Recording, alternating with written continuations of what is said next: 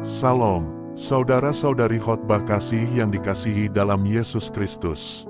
Kali ini, kita akan merenungkan tentang pertempuran yang seringkali kita hadapi dalam hidup kita, pertempuran melawan diri sendiri.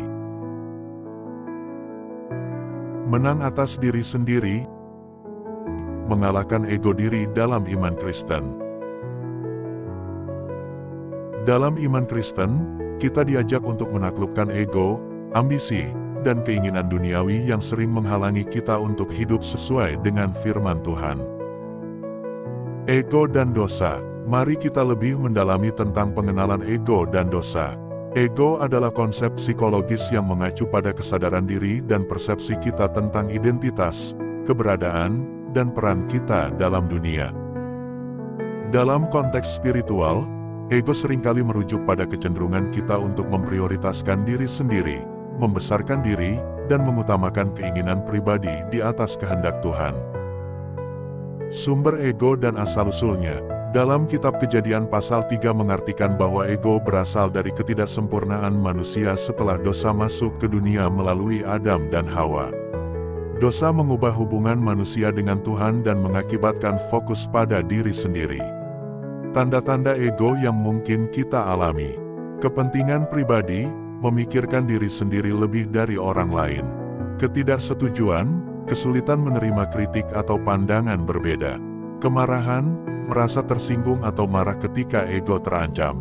Prestasi, mengukur nilai diri berdasarkan pencapaian dan pujian dari orang lain. Dosa adalah akar masalah. Dosa adalah pelanggaran terhadap kehendak Tuhan dan norma moral. Dosa menghalangi hubungan kita dengan Allah dan memisahkan kita darinya. Hubungan antara ego dan dosa. Ego memperkuat dosa dengan memfokuskan perhatian pada diri sendiri dan mengabaikan kehendak Tuhan. Ketika ego mengendalikan kita cenderung melakukan dosa. Menaklukkan ego dan mengatasi dosa.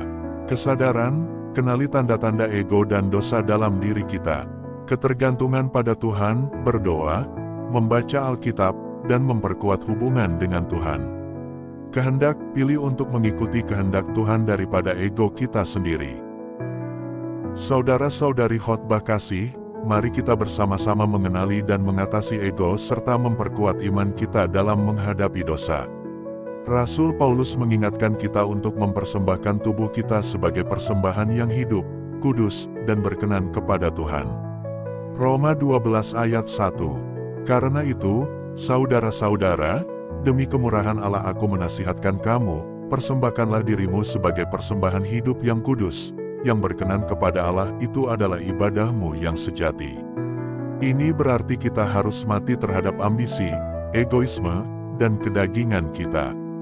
Menjadi korban persembahan berarti mengutamakan hati kita lebih dari harta, talenta, dan pelayanan kita. Menaklukkan diri sendiri memang sulit, tetapi kita tidak sendirian. Kuasa Kristus bekerja di dalam kita. 2 Korintus 13 ayat 3. Karena kamu ingin suatu bukti, bahwa Kristus berkata-kata dengan perantaraan aku, dan ia tidak lemah terhadap kamu, melainkan berkuasa di tengah-tengah kamu. Jangan meragukan kuasa Tuhan ini. Meskipun kita pernah gagal, kita bisa lepas dari keterikatan dosa jika kita meminta dan bekerja sama dengannya. Pertimbangkan perjuangan apa yang sedang Anda hadapi dalam diri Anda saat ini. Apakah itu sikap marah, iri hati, sombong, atau dosa lainnya? Ingatlah bahwa kuasa Kristus sanggup menolong jika kita memintanya dan bekerja sama dengannya. Berdoalah agar selalu mengandalkan kuasa Tuhan Yesus dalam menghadapi pergumulan di dalam diri kita. Terima kasih Tuhan Yesus, bahwa Engkau merupakan sumber kekuatan kami. Tolonglah kami agar selalu mengalahkan dosa di dalam diri kami. Sebagai orang percaya, kita bisa menang atas diri sendiri dengan mengandalkan kuasa Kristus. Plato pernah berkata, kemenangan pertama dan terbaik adalah menaklukkan diri sendiri. Mari bersama-sama mempersembahkan hidup kita kepada Tuhan dan mengandalkannya dalam setiap pergumulan kita. Semoga renungan ini menguatkan kita semua dalam perjalanan iman kita. Tuhan Yesus memberkati kita senantiasa. Sampai jumpa pada video berikutnya. Amin.